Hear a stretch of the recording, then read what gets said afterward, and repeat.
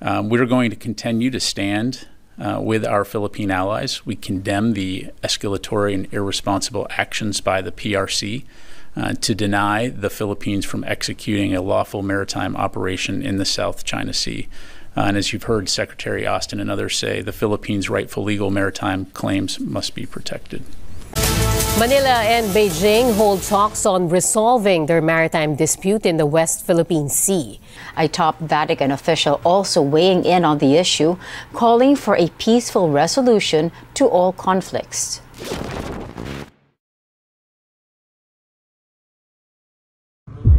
Sa mga nagdaang taon, lumalala ang tensyon sa pagitan ng China at Pilipinas sa pinagagawang South China Sea.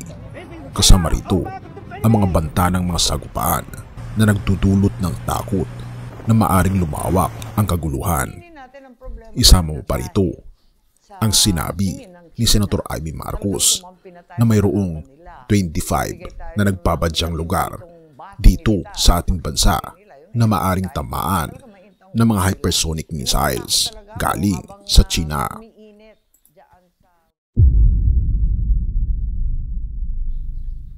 Ngunit noong Martes, sa isang hindi inaasahang pagkakataon, nagtipon ng mga kinatawan ng China at Pilipinas sa Manila. Ang layunin ng pag-uusap ay bumuo ng plano para mapanatili ang kapayapaan sa rehiyon. Ngunit tila nagbabadyang sumiklab ang matinding hidwaan anumang oras. Ang diskusyon ay umikot sa tensyon sa Second Thomas Shoal. Sa kabila ng mga pagtatangka ng dalawang bansa na maayos ang lusot, sa pamamagitan ng negosasyon, ang dagat ay tila nagiging saksi sa papalapit na bagyo.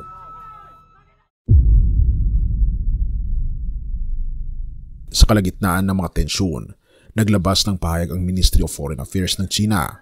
Pareho nilang nais na mapanatili ang kapayapaan at katatagan sa South China Sea. Ngunit ang mga pagkakaiba ay tila nagiging hadlang.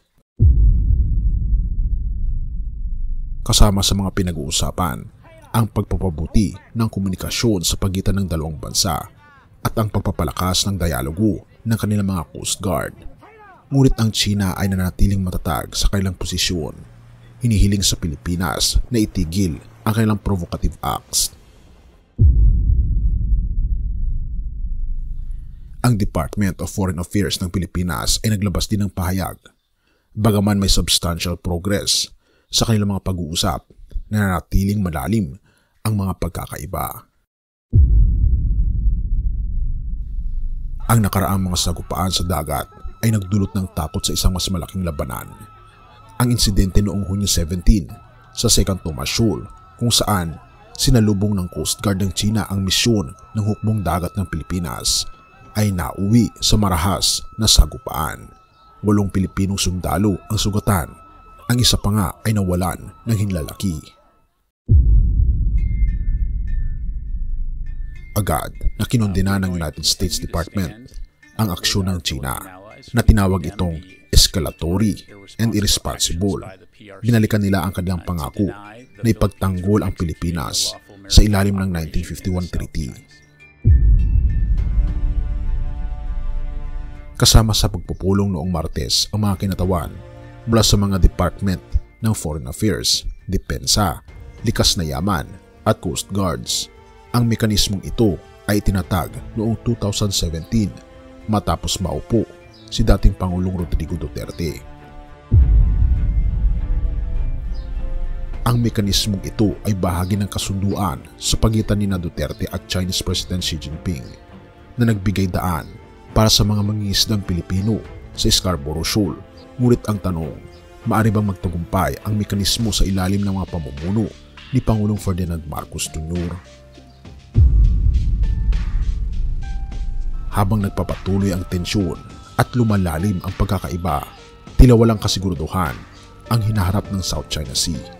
Ang bawat kilos, bawat salita ay tila patungo sa isang walang katiyakang bukas. Ano ang mangyayari sa susunod? Manatiling nakatutok sapagkat ang dagat ay tila nagbabadya ng isang malaking unos. Mga kawikaan 3 verse 5-6. Magtiwala ka sa Panginoon ng buong puso at huwag kang manalig sa iyong sariling kaalaman. Sa lahat ng iyong mga lakad ay kilalanin mo siya at itutuwid niya ang iyong mga landas. Sa gitna ng tensyon sa South China Sea, ang ating pag-asa at tiwala ay dapat nasa Panginoon lamang. Sa kabila ng mga pagsubok at alitan, tayo tinatawag na manalig sa kanyang karunungan at kapangyarihan na walang iba kundi ang ating Panginoon Diyos. Ang tiwala sa ating Panginoon ay nagbibigay ng kapayapaan sa ating puso kahit na ang mundo sa paligid natin ay puno ng kaguluhan.